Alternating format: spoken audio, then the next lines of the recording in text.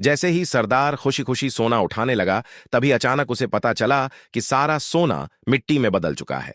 वह हैरानी से कुछ समझ पाता उससे पहले ही उसके सेनापति ने अचानक असली वजह बता दी। उसने कहा कि अगर मूर्ति का सिर काट दिया जाए तो मिट्टी तुरंत दोबारा सोने में बदल जाएगी। यह सुनते ही सरदार ने बिना देर किए मूर्ति पर तलवार से जोरदार वार कर दिया। हैरानी की बात यह थी कि सेनापति की बात सच निकली और जमीन देखते ही देखते सोने में बदल गई। लेकिन सरदार की खुशी ज्यादा देर तक नहीं टिक सकी, क्योंकि सोने की रखवाली करने वाला महायाजक अचानक वहां प्रकट हो गया। उसने अपना विशाल मुंह खोला और एक भयानक तूफान बुला लिया, जिसने पलक झपकते ही वहां मौजूद हर चीज को उड़ा दिया। इसके बाद देखते ही देखते 2000 साल बीत गए। कुछ खोजी सोने की तलाश में इस जगह पहुंचे।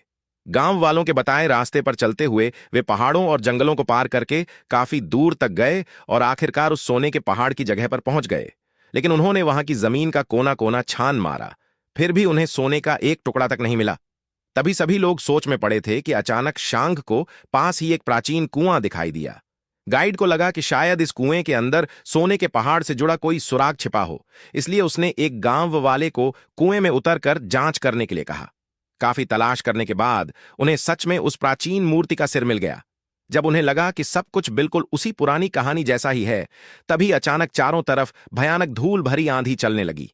सभी लोग डर कर छिपने के लिए जगह ढूंढने लगे। तभी उनकी नजर जमीन से बाहर निकली हुई उस प्राचीन मूर्ति पर पड़ी। उन्होंने तुरंत उसका सिर मूर्ति के ऊपर लगा दिया और अगले ही पल वह मूर्ति पूरी तरह सोने में बदल गई। यह देखकर सभी की खुशी का ठिकाना नहीं रहा और वे रात दिन सोना निकालने में जुट गए। लेकिन तभी अचानक आसमान में तेज बिजली चमकने लगी और देखते ही देखते मूसलाधार बारिश शुरू हो गई। शांघगे को तुरंत एहसास हो गया कि यह देवता की चेतावनी है। वह डर गया और उसने सारा सोना स्थानीय लोगों को दे दिया। इसके बाद वह उसी रात ट्रेन की खड़े होकर यात्रा करने वाली टिकट लेकर वहां से भाग निकला। लेकिन उसकी इस हरकत से स्थानीय लोगों के हाथ बहुत बड़ा खजाना लग गया।